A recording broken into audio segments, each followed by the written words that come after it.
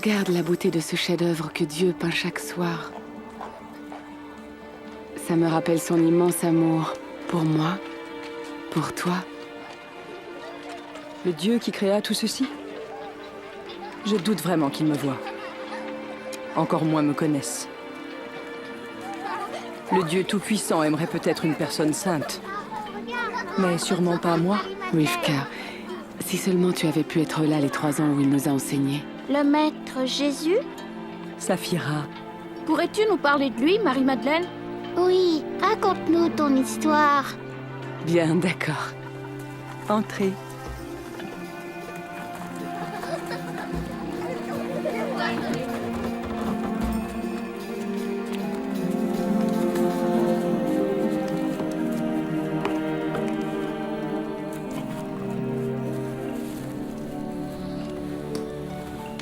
Bon, nous devons commencer au début.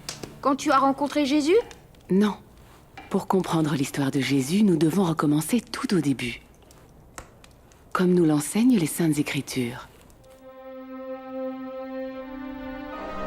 Au commencement, Dieu créa la terre, les plantes, les animaux, les oiseaux et les créatures de la mer.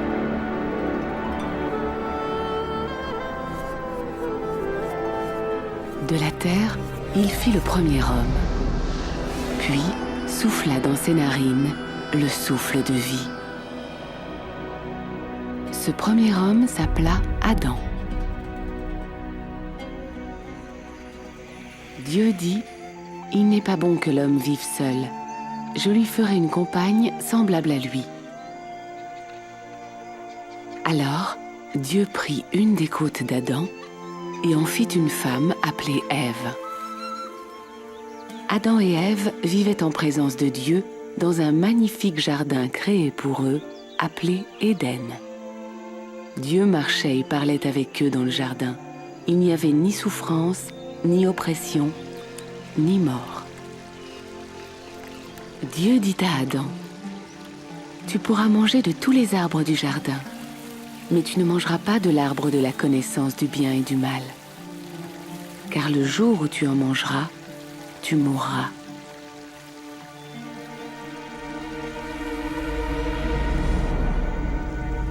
Mais un jour, Satan tenta Ève.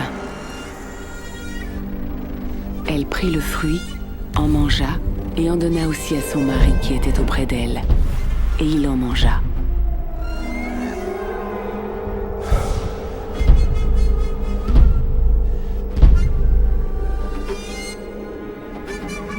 Cet acte honteux de désobéissance d'Adam et Ève détruisit l'harmonie du jardin, l'harmonie entre l'homme et la femme, et l'harmonie entre eux et Dieu. L'homme fut condamné à une vie de dur labeur, et la femme à enfanter dans la souffrance et à être dominée par son mari. Mais Dieu promit également qu'un jour, la semence de la femme, son propre enfant, écraserait la tête du serpent. Dans les Saintes Écritures, Dieu le Consolateur parle d'un plan pour restaurer l'harmonie et l'honneur de sa création. Il révéla en partie ce plan au prophète Abraham. Abraham crut en Dieu et l'honora. Et Dieu promit de bénir Abraham et toutes les nations à travers lui.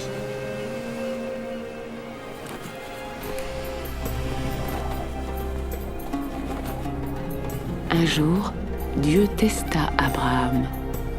Il lui dit de prendre son fils et de le sacrifier.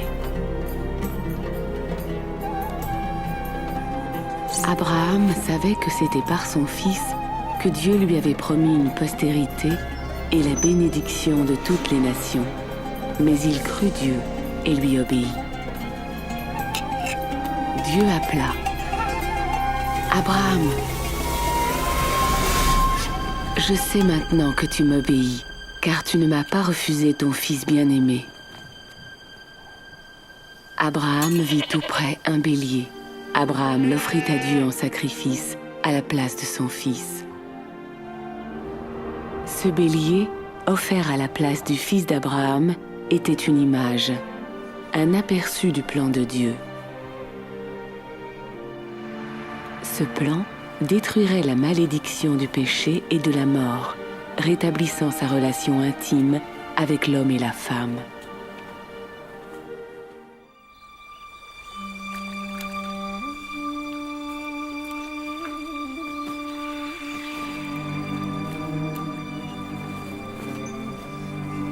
Il y avait à Nazareth une jeune fille promise en mariage à un homme appelé Joseph.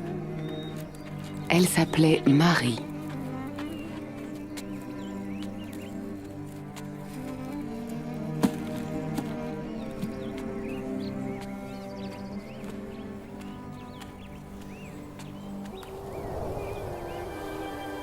Le Seigneur est avec toi et t'a bénie. N'aie pas peur, Marie. Dieu t'a fait grâce. Tu seras enceinte et tu donneras naissance à un fils que tu appelleras Jésus. Mais je suis vierge. Comment est-ce possible? Le Saint-Esprit viendra sur toi. Et la puissance de Dieu te couvrira de son ombre. L'enfant que tu porteras sera grand et appelé Fils du Très-Haut. Même Élisabeth, ta parente, attend un enfant malgré son âge avancé. Et celle qu'on appelait stérile en est à son 6e mois. Car rien n'est impossible avec Dieu.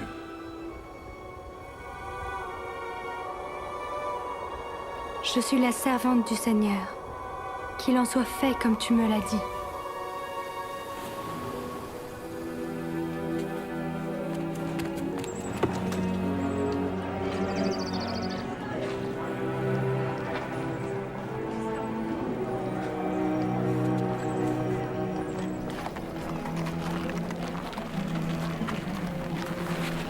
Alors, Marie courut rendre visite à sa cousine, Élisabeth.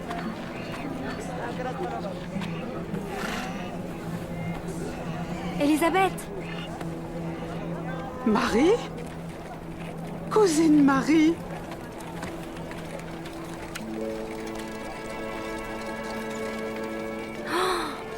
C'est vrai! Tu es la plus bénie d'entre toutes les femmes. Et béni soit l'enfant que tu portes. Pourquoi ai-je, moi, le privilège que la mère de mon Seigneur vienne auprès de moi? Car dès que tu m'as salué, le bébé que je porte a sauté de joie. Mon cœur loue le Seigneur. Mon âme est heureuse à cause de Dieu, mon Sauveur, car il ne m'a pas oublié, moi, son humble servante. Désormais, les gens m'appelleront bienheureuse.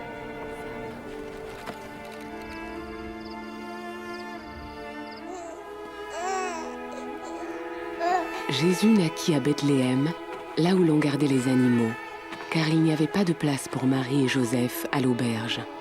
Et une multitude d'anges proclamèrent sa naissance. Quand l'heure fut venue pour le bébé d'être circoncis, on lui donna le nom de Jésus, c'est-à-dire Dieu sauve. Marie et Joseph portèrent l'enfant au temple pour le présenter au Seigneur. En entendant son histoire, je sus que Jésus ne serait pas un homme ordinaire. Que voulait dire l'ange lorsqu'il appela Jésus le Fils du Très-Haut? Sûrement pas que Dieu avait des relations avec une femme. Non. Rappelle-toi, Marie était vierge. La conception de Jésus était un véritable miracle du Saint-Esprit. Dieu est capable de tout faire. Ne crois-tu pas cela? Malgré son origine miraculeuse, Jésus est né d'une femme comme toi et moi. Mais il était tellement plus. Éloignez-vous du péché! Faites-vous baptiser et Dieu pardonnera vos péchés! Dieu lui-même le dit, lorsque Jean le Baptiste, le fils d'Élisabeth, baptisait hommes et femmes dans la rivière du Jourdain. Moi, je vous baptise dans l'eau. Mais un autre, bien plus puissant que moi, arrivera. Je ne suis pas digne de délier la courroie de ses sandales. C'est lui qui vous baptisera du Saint-Esprit et de feu. Il séparera le grain de la paille, et il amassera tout le grain dans son grenier.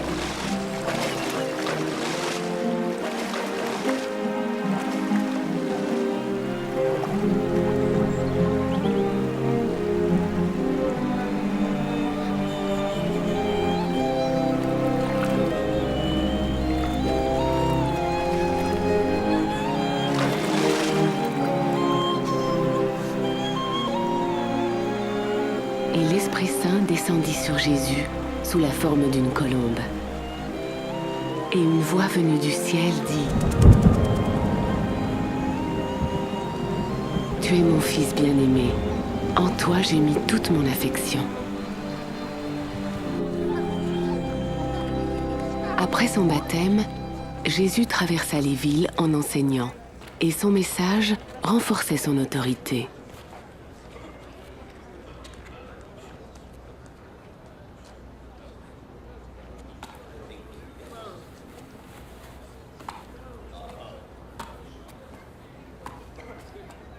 N'est-ce pas le fils de Marie? Si, c'est lui. Silence.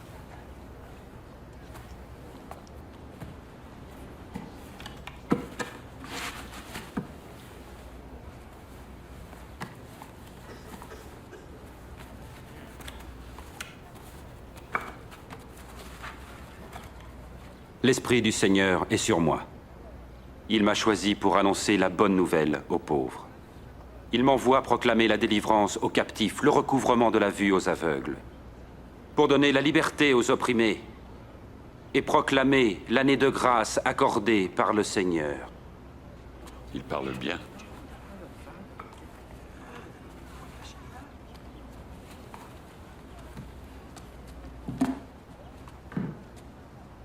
Aujourd'hui, cette parole devient réalité, alors que vous l'entendez. La parole s'accomplit. Mais il n'y a que le Messie qui puisse la réaliser. Comment le savoir? Ces paroles en firent s'interroger plus d'un. Et par ces miracles, beaucoup crurent.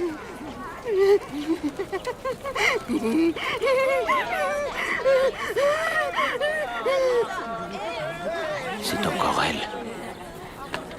Ça la reprend.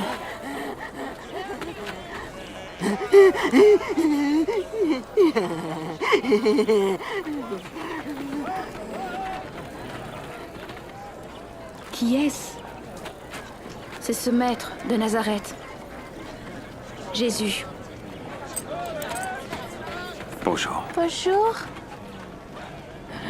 Va-t'en, tu n'es pas la bienvenue ici.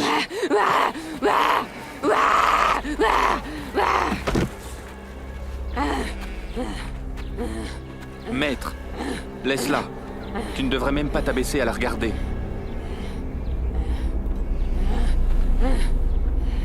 Marie. Qu'attends-tu de nous, Jésus de Nazareth? Nous savons qui tu es, le Saint de Dieu. Silence!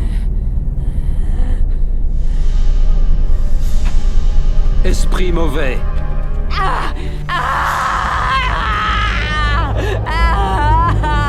Sortez de cette femme.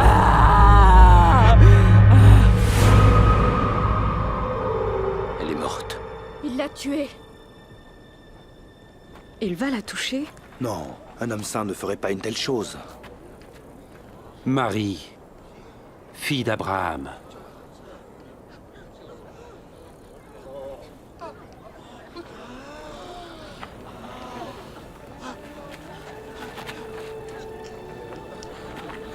Elle va bien? Elle est vivante. C'est un miracle. Qui est cet homme? Même les esprits lui obéissent. C'est un miracle.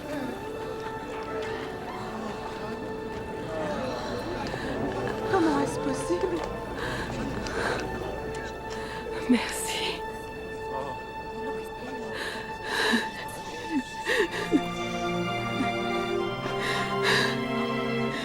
Merci.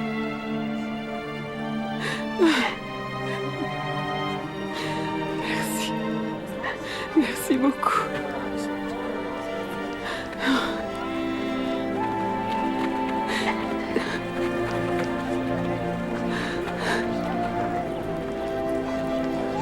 partir de ce jour, j'ai voulu le suivre. Je voulais faire ce qui plaît à Dieu.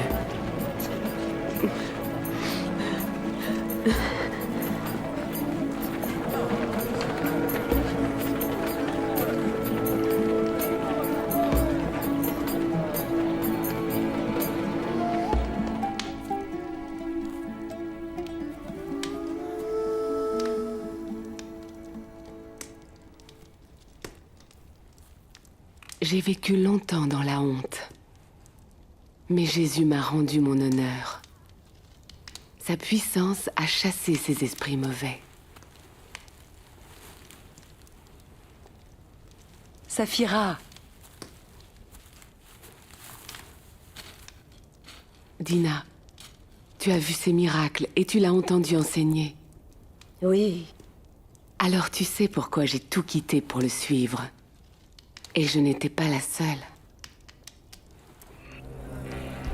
Nous avions faim, physiquement et spirituellement. Et nous avions besoin qu'on nous montre la voie vers Dieu. Après des années de déception et de lutte, peu d'entre nous espéraient encore.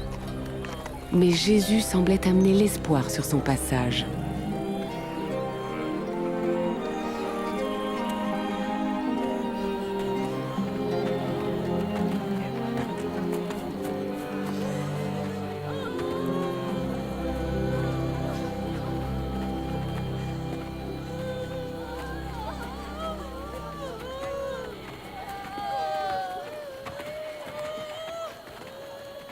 Qui est-ce? Un jeune homme. Le fils unique d'une veuve.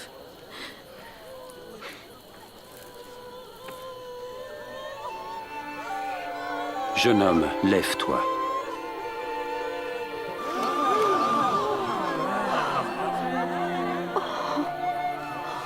Un grand prophète est apparu parmi nous. Dieu est venu sauver son peuple.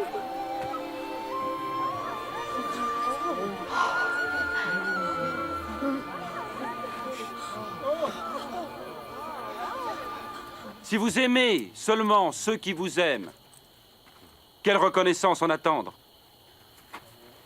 Même les pécheurs aiment ceux qui les aiment. Et si vous ne faites du bien qu'à ceux qui vous en font, quelle reconnaissance vous en a-t-on? Les pécheurs en font autant. Comment a-t-il pu le toucher et lui adresser la parole? Ça me dégoûte. Non. Aimez vos ennemis et faites-leur du bien. Prêtez sans rien espérer en retour. Alors votre récompense sera grande. Et vous serez les fils du Très-Haut. Parce qu'il est lui-même bon pour les ingrats et les méchants. Soyez généreux, tout comme votre Père est généreux.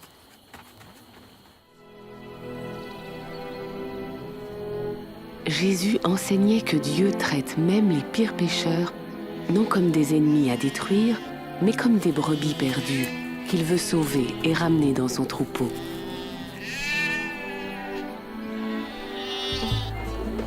Nous ne savions pas que cette façon de voir et d'aimer les gens était valable pour ceux que nous méprisions depuis des siècles, race métissée aux traditions déplaisantes à nos yeux, jusqu'à ce que Jésus passe en Samarie.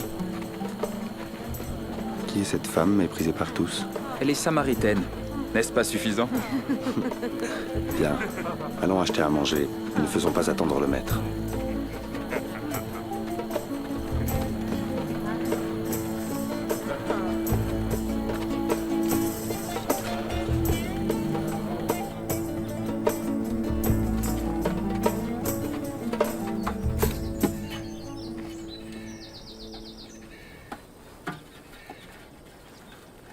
Me donneras-tu à boire? Tu es un juif. Je suis une femme samaritaine. Comment peux-tu me demander à boire? Si tu connaissais le don de Dieu et qui est celui qui te demande à boire, c'est toi qui lui demanderais, et il te donnerait de l'eau vive.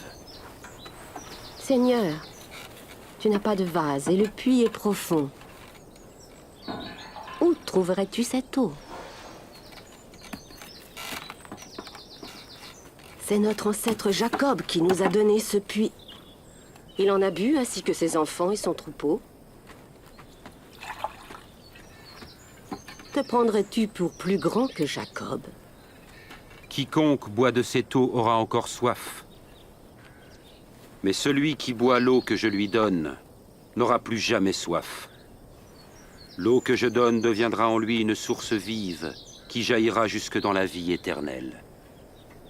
Seigneur, donne-moi de cette eau, afin que je n'ai plus jamais soif et que je ne vienne plus puiser ici. Va, appelle ton mari et reviens. Je n'ai pas de mari. Tu as raison de dire que tu n'as pas de mari. Tu as été marié à 5 hommes, et celui avec qui tu vis n'est pas vraiment ton mari. Tu m'as dit la vérité. Je vois que tu es un prophète. Mes ancêtres samaritains adoraient Dieu sur cette montagne. Mais vous, les Juifs, dites que c'est à Jérusalem qu'il faut adorer Dieu. Crois-moi, femme.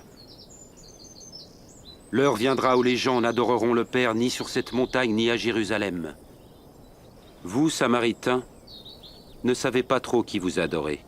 Mais l'heure vient, et est déjà là, où par la puissance de l'Esprit de Dieu, les gens adoreront le Père tel qu'il est vraiment, lui offrant l'adoration pure qu'il veut.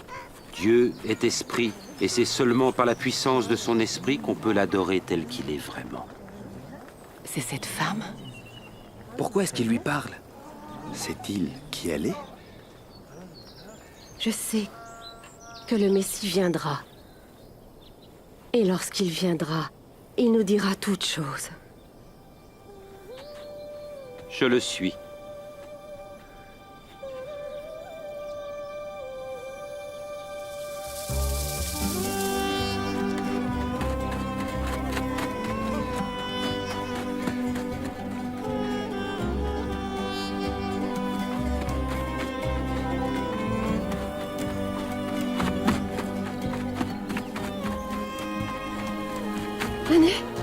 Venez voir l'homme qui m'a dit vraiment tout ce que j'avais fait.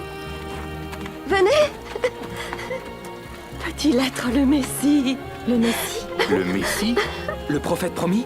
Pas possible. Venez, venez voir. Venez! Maître, mange quelque chose. J'ai à manger de la nourriture que vous ne connaissez pas. Lui a-t-on donné à manger? Ma nourriture est d'obéir à celui qui m'a envoyé et d'achever l'œuvre qu'il m'a confiée. Les récoltes sont mûres et prêtes à être moissonnées.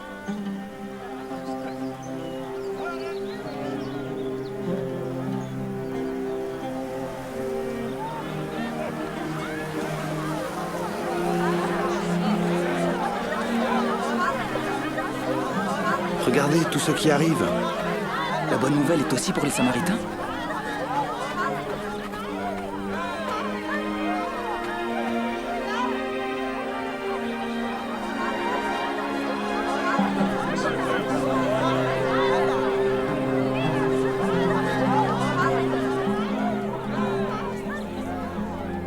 Les gens de la ville vinrent à Jésus et le supplièrent de les enseigner. Nous restâmes 2 jours, et de nombreux Samaritains crurent en lui. Qui d'entre vous peut, à force d'inquiétude, prolonger tant soit peu sa vie? Si donc vous êtes sans pouvoir même pour si peu, pourquoi vous mettre en souci du reste? Observez ces lys et comment ils croissent. Ils ne filent ni ne tissent. Et pourtant Salomon lui-même, dans toute sa gloire, n'a jamais été vêtu comme l'un d'eux. Si Dieu revêt ainsi l'herbe des champs qui demain sera jetée dans le feu, il fera donc bien plus pour vous, aux gens de peu de foi. Fais grandir notre foi. Si votre foi était grosse comme une graine de moutarde, vous pourriez dire à l'arbre qui est là, déracine-toi et va te planter dans la mer, et il vous obéirait.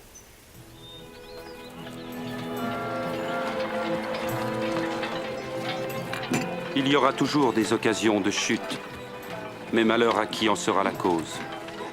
Il vaudrait mieux pour lui qu'on attache une pierre à son cou et qu'on le jette à la mer, pour qu'il ne provoque pas la chute de l'un de ses petits. À quoi est semblable le royaume de Dieu? Il ressemble à la graine de moutarde qu'un homme prit et mit dans son jardin. La graine poussa, devint un arbre, et les oiseaux du ciel nichèrent dans ses branches. Je suis pas sûr de savoir de quoi il parle. Comment peux-tu manger et boire avec ces collecteurs d'impôts et ces pêcheurs? Pêcheur. Les bien portants n'ont pas besoin de docteur. Seuls les malades l'attendent. Je n'appelle pas ceux qu'on dit respectables à se repentir, mais les pécheurs.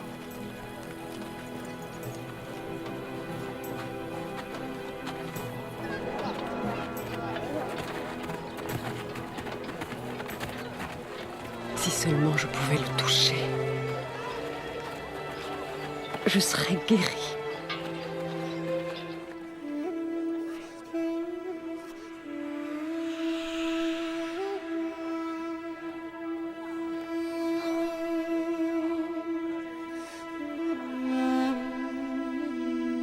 Qui m'a touché? Quelqu'un m'a touché. Car je sais qu'une force est sortie de moi.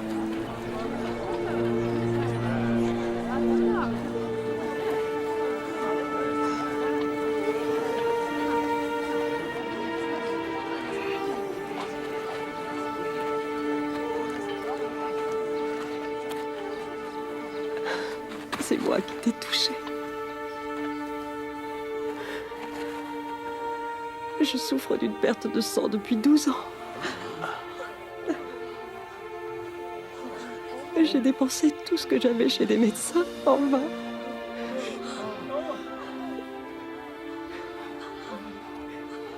Et quand mes doigts ont touché ton vêtement, j'ai été guérie.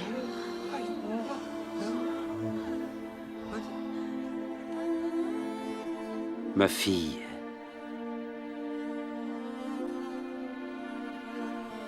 Ta foi t'a sauvée.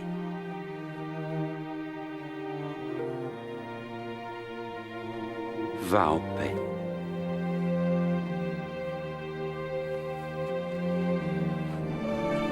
Merci.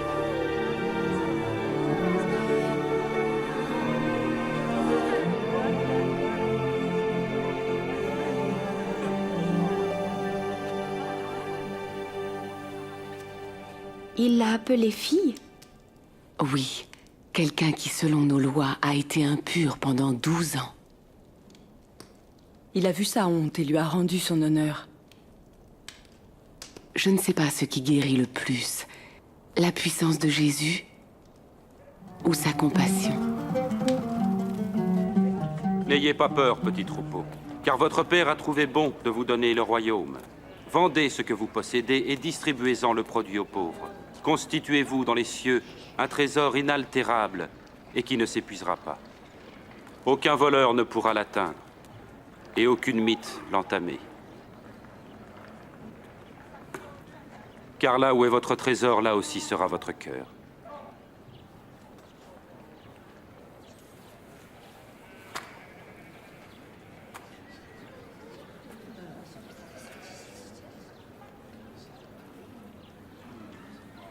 Femme, tu es délivrée de ton infirmité.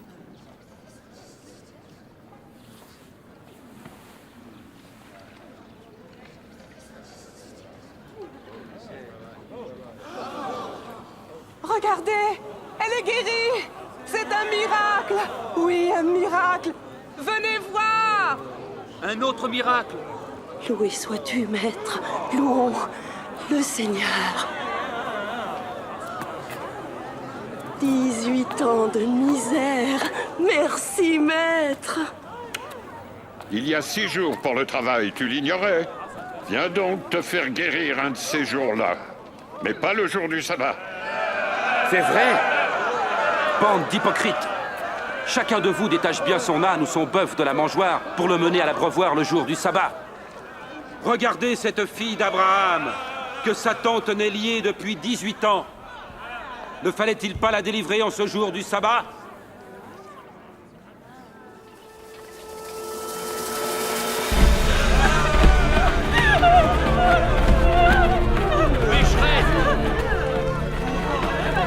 Adultère! Lapidons-la! Catin! Maître, cette femme a été prise en flagrant délit d'adultère. Dans notre loi, Moïse a prescrit qu'une telle femme soit lapidée à mort. Oui! Lapidons-la! Lapidons-la! Lapidons-la! Adultère! Qu'en dis-tu?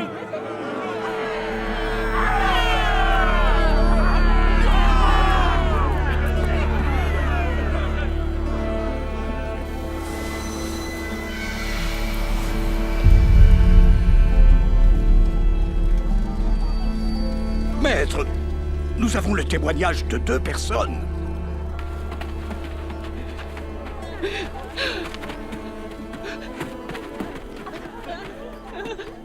Que faisons-nous donc de cette femme?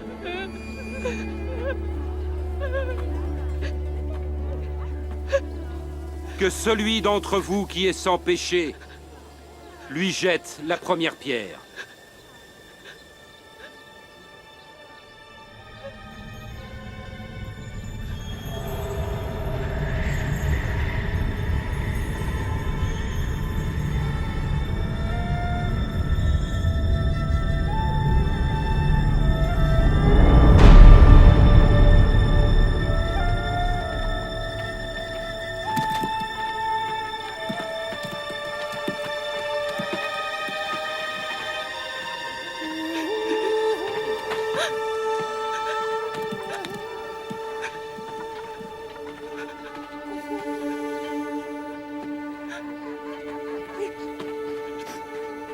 Femme, où sont-ils? Personne ne t'a condamné? Personne, Seigneur. Alors je ne te condamne pas non plus.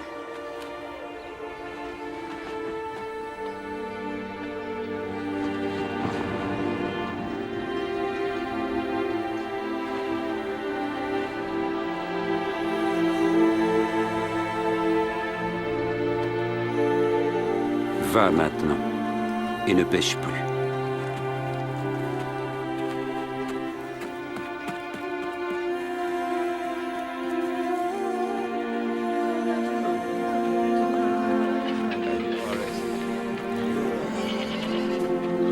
Je veux le voir. Monte sur mes épaules. Là, tu le vois? Ah oui, je vois Jésus. Il défie la loi. Un jour, un homme sortit pour semer. Brisons le sabbat. Et tandis qu'il semait, du grain tomba sur le chemin. Fréquentons les pécheurs. Si nous le laissons continuer ainsi, tout le monde croira en lui. Et les autorités romaines viendront détruire notre temple et notre nation. Elle dessécha par manque d'humilité. Ils ne purent piéger Jésus, ni réfréner ses disciples. Mais ils jurèrent de l'empêcher de se prétendre le Messie.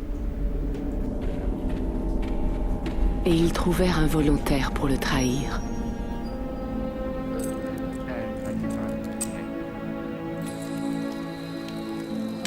Jésus allait souvent prier avec ses disciples sur le mont des Oliviers. Cette nuit-là, il semblait profondément troublé.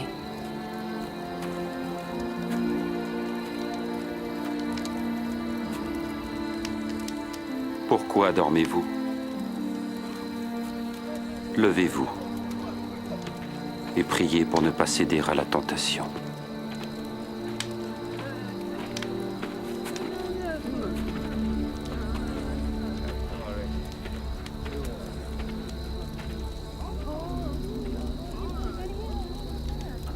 Judas.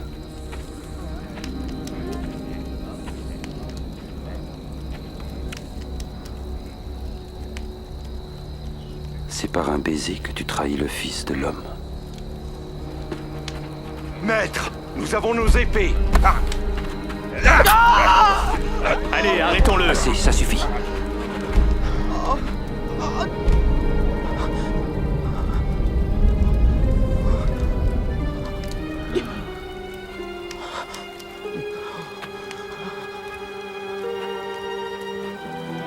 Vous êtes venus avec des épées et des gourdins comme pour un bandit.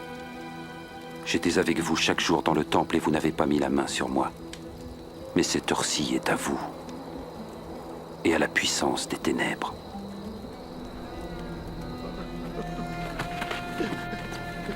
Arrêtez-le.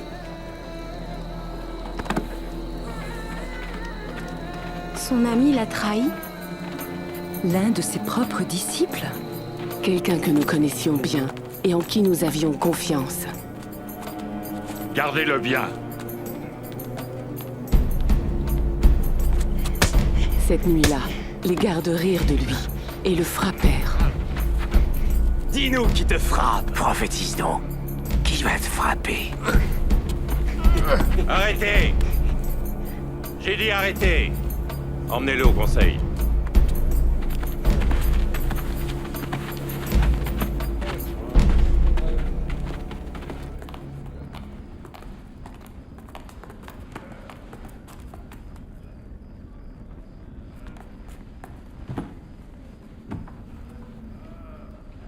Dis-nous, serais-tu le Messie?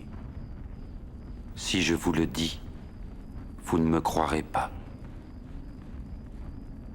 Et si je vous pose la question, vous n'y répondrez pas. Mais dès maintenant, le Fils de l'homme sera assis à la droite du Dieu très puissant. Tu es donc le Fils de Dieu. Oui, tu le dis. Qu'avons-nous encore besoin de témoins? Quel roi partir ainsi? Vous avez entendu ce blasphème?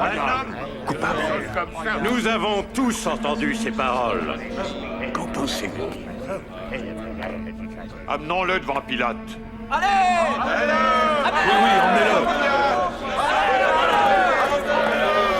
Alors, ils le menèrent devant le gouverneur romain, Ponce Pilate.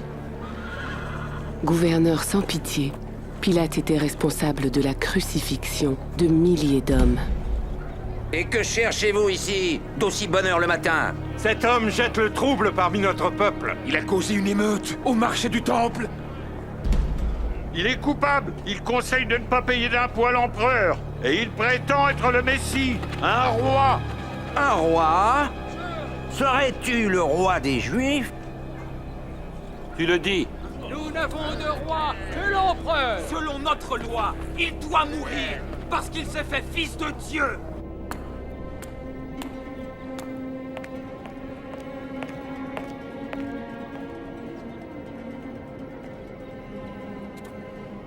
Cet homme n'a rien fait qui mérite la sentence de mort.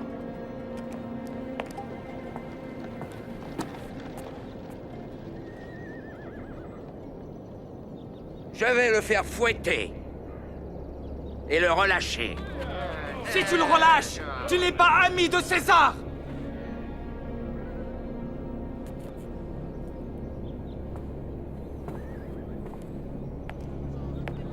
Crucifie-le! Oui, crucifie-le! Toi, fouettez-le! Qui se proclame roi est un rebelle contre l'empereur! Est-ce que tu attends, Pilate? Emmenez-le! Tuez-le! Crucifiez-le!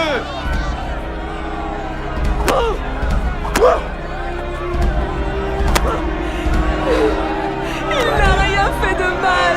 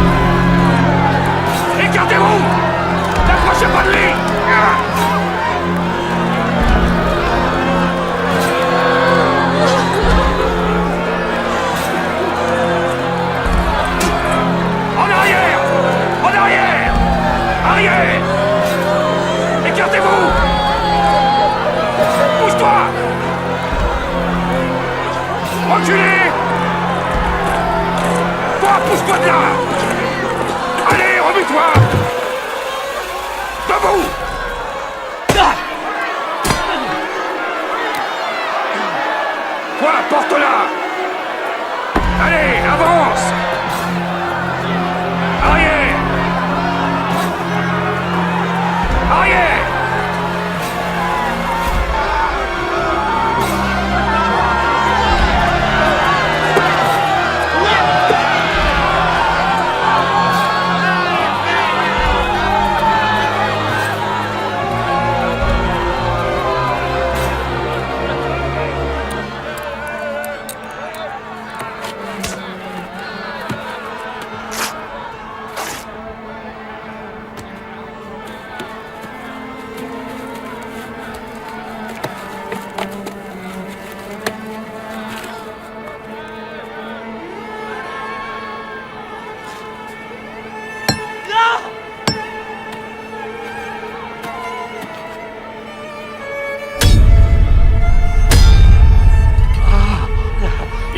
la croix!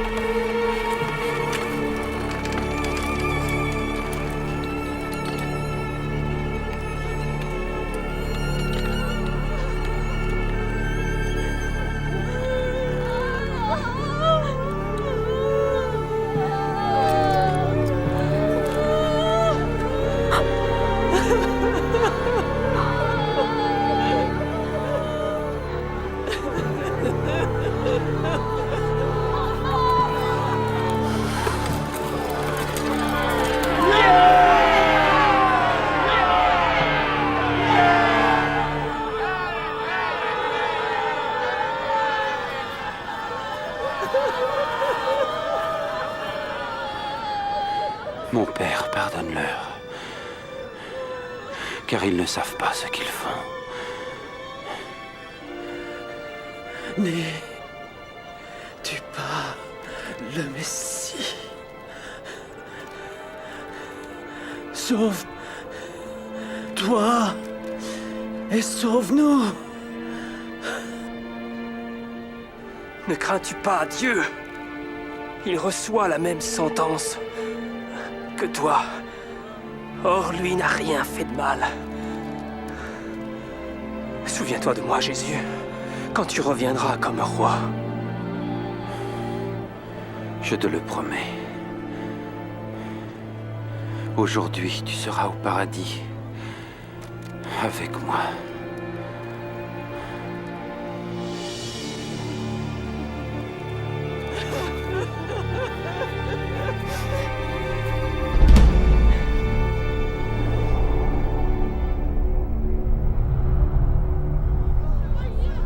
Vers midi, le ciel s'assombrit pendant 3 heures.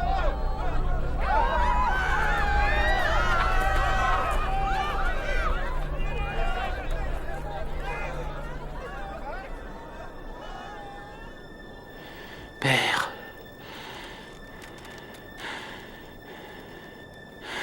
entre tes mains, je remets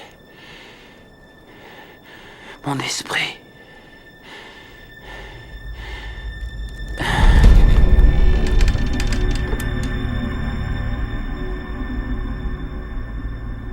Certainement, cet homme était juste.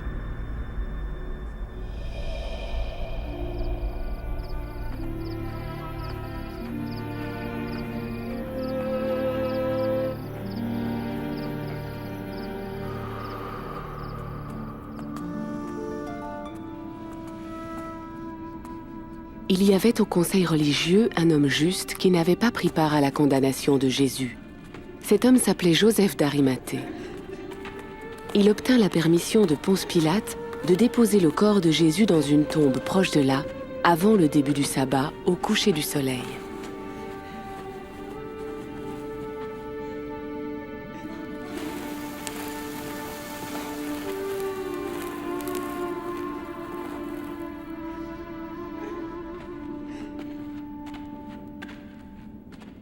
Excuse-nous, nous suivons le corps de notre Seigneur. Vous êtes les bienvenus. Mais venez, le sabbat approche.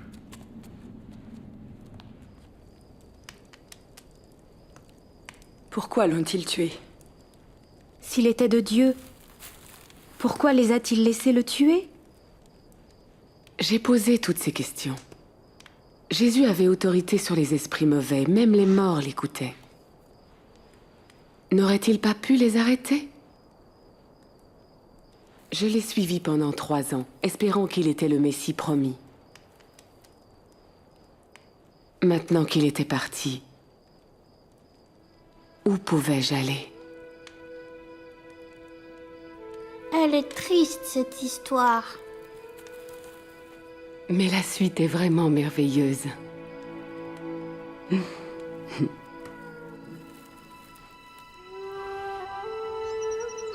Tôt le dimanche matin, le 3e jour après que Jésus ait été crucifié, nous sommes retournés à la tombe avec les épices préparées pour oindre son corps.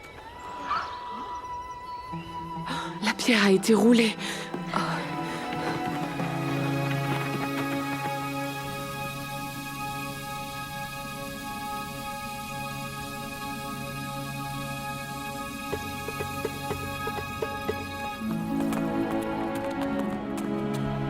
Jean, Jacques, Pierre, écoutez, la pierre était roulée. Nous sommes entrés et il n'y avait plus rien, plus de corps. Ils ont enlevé le Seigneur de la tombe et nous ne savons pas où ils l'ont mis. Plus de corps?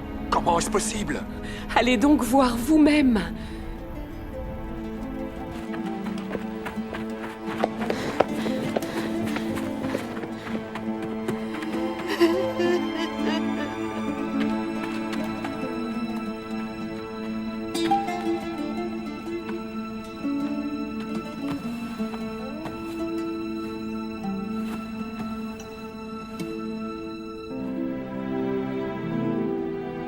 Après avoir examiné la tombe, Pierre est retourné vers les autres disciples. Mais je suis restée dehors, m'interrogeant et pleurant. Les soldats l'ont sûrement pris. Ou les chefs religieux. Ils ont tué notre seul espoir. Ils auraient au moins pu nous laisser son corps.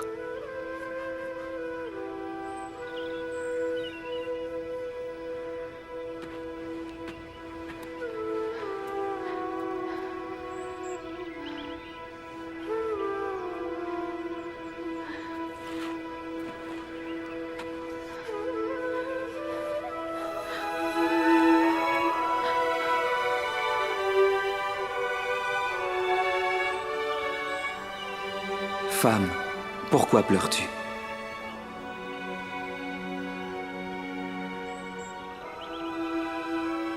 Ils ont enlevé mon Seigneur. Et je ne sais pas où ils l'ont mis. Femme!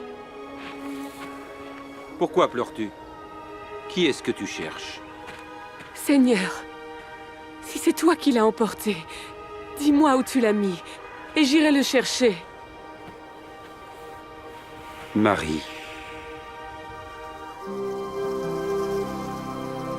Maître! Ne me touche pas, car je ne suis pas encore retourné vers mon Père. Tu es vivant, Seigneur. Va apporter cette nouvelle à mes frères. Tu ne nous as pas abandonnés. Dieu ne nous a pas oubliés. Dis-leur. J'ai vu le Seigneur. J'ai vu le Messie.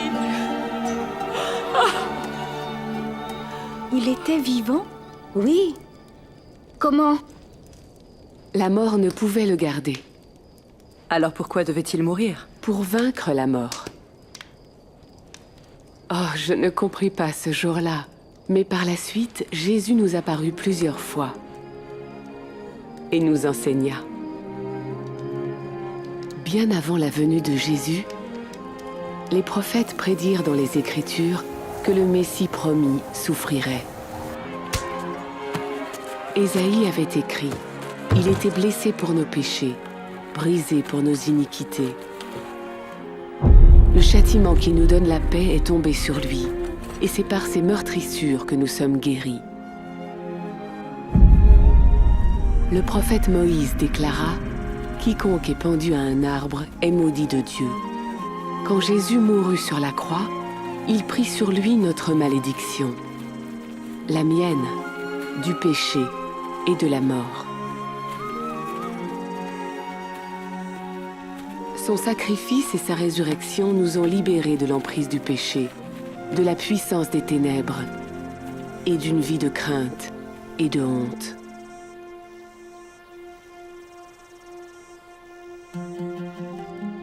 C'est la bénédiction que Dieu avait promise à Abraham lorsqu'il déclara que tous les peuples de la terre seraient bénis par lui. Tout le monde? Même les femmes? Jésus m'a appelée fille d'Abraham. Tu es une fille qu'il chérit. Une fille qu'il désire bénir. Tout comme la femme guérie après 12 ans de perte de sang. Ou comme moi. Personne n'est obligé de vivre dans la crainte ou la honte. Plus besoin de nous sentir insignifiantes ou ignorées. Jésus a dit de lui-même: L'Esprit du Seigneur est sur moi. Il m'a choisi pour annoncer la bonne nouvelle aux pauvres. Il m'envoie proclamer la délivrance aux captifs, le recouvrement de la vue aux aveugles, pour donner la liberté aux opprimés et proclamer l'année de grâce accordée par le Seigneur. Jésus toucha les gens, même les femmes atteintes par la maladie et considérées comme impures. Et les guérit. Il enseigna hommes, femmes et enfants, les riches et les pauvres, les justes et les pécheurs, leur rendant leur dignité et leur prouvant son immense compassion. Il guérissait les gens, chassant les démons, libérant hommes, femmes et enfants des liens de Satan. Ainsi, il démontrait son autorité sur le mal et les mauvais esprits. Jésus ramena à la vie des filles et des fils, montrant son pouvoir, même sur la mort. Et bien que Satan et les esprits mauvais crurent à leur victoire, lorsque Jésus fut cloué sur la croix, Jésus ressuscita d'entre les morts, triomphant de toutes les puissances du mal et de la mort. Alors c'était le Messie? Seul le Messie promis et envoyé par le Dieu Tout-Puissant pouvait faire les miracles que Jésus fit. Et seule une personne compatissante et puissante et digne de foi comme Jésus peut recevoir notre confiance et notre adoration. Quand Dieu créa le monde, il fit l'homme et la femme pour vivre dans sa présence et ressentir sa joie. C'était son intention. Mais nous ne l'avons pas cru et lui avons désobéi. Cet acte honteux nous sépara de Dieu et brisa la relation intime entre la femme et l'homme. Nous aussi, nous lui avons désobéi. Les Écritures disent « Tous ont péché ». La conséquence de ce péché, c'est la mort et la séparation d'avec Dieu. Mais Dieu ne voulait pas nous voir séparés de lui et de son amour, vivant dans la honte et la crainte. Alors, de même qu'il avait envoyé un bélier mourir à la place du fils d'Abraham, Dieu envoya Jésus mourir pour nous. La vie de Jésus, sa mort et sa résurrection ont restauré la relation entre Dieu et ceux qui se tournent vers lui et le suivent. Et cette relation intime avec le Dieu Tout-Puissant n'aura pas de fin, même si nous mourons. Le criminel sur la croix, au moment de mourir, crut en Jésus. Et Jésus lui promit « Aujourd'hui tu seras avec moi dans le paradis ». Ceux qui placent leur confiance en Jésus échapperont au châtiment éternel et vivront avec Dieu pour toujours. Comment ? En le suivant par la foi. Mais comment peut-il m'accepter ? Il m'a accepté ainsi que Marie. Comment le savoir ? Crois en lui. Demande-lui. Parle-lui.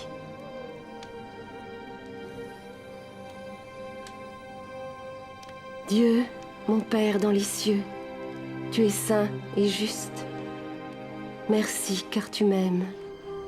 J'ai péché contre toi. Merci d'avoir envoyé le Messie promis, Jésus. Chasser la honte et la culpabilité. Merci car il est mort à ma place. Je veux suivre mon Sauveur vivant. Merci de me pardonner et de m'accepter.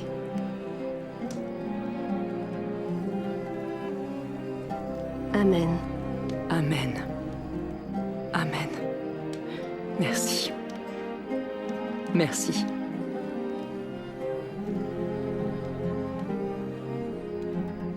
Jésus dit « Mes brebis entendent ma voix.